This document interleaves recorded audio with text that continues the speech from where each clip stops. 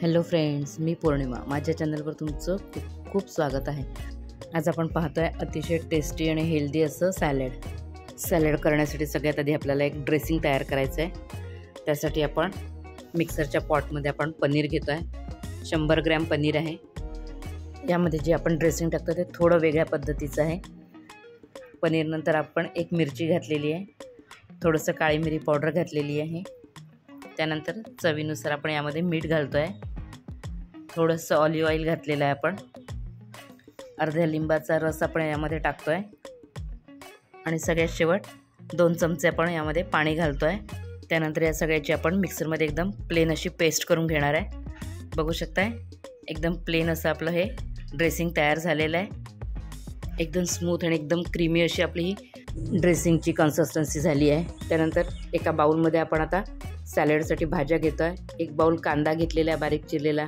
त्यानंतर एक बाउल मी काकडी बारीक चिरून घेतली होती ती घेतली आहे. टोमॅटो घेतलेले आहे.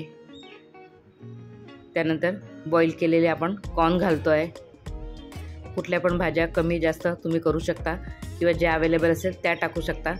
त्यानंतर एक बाउल मी राजमा बॉईल करून घेतलेला आहे, तो टाकलेला आहे. त्यानंतर यामध्ये आपण चवीनुसार मीठ घातलेलं आहे. ड्रेसिंगमध्ये ऑलरेडी आपण मीठ टाकलं आहे, त्यामुळे त्याच अंदाजानुसार या भाज्यांमध्ये आपण मीठ टाकणार आहे. मीठ टाकल्यानंतर आपण व्यवस्थित मिक्स करून घेतलेलं आहे. आता जे आपण ड्रेसिंग तयार केलेलं आहे ते यामध्ये टाकणार आहे.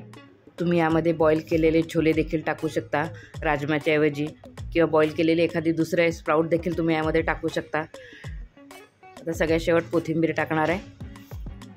आवडीनुसार तुम्ही यामध्ये पोमोग्रॅनेट किंवा कुठलं पण एखादं फ्रूट ते पण टाकू शकता. आता व्यवस्थित मिक्स करून घेणार आहे. ड्रेसिंग टाकल्यानंतर मिक्स केल्यानंतर थंड होण्यासाठी आपण हे फ्रीजमध्ये ठेवून देणार आहे. सर्व करताना एकदम थंड थंड सर्व करा, एकदम छान लागतं. अतिशय सोपी आणि झटपट होणारं असं हे सॅलड आहे. जर तुम्हाला रेसिपी आवडली असेल तर लाईक, शेअर, कमेंट करा. चॅनलला सबस्क्राईब करा आणि बेल आयकॉन जरूर प्रेस करा, म्हणजे मी जो पण व्हिडिओ टाकेल त्याचं नोटिफिकेशन तुम्हाला मिळेल.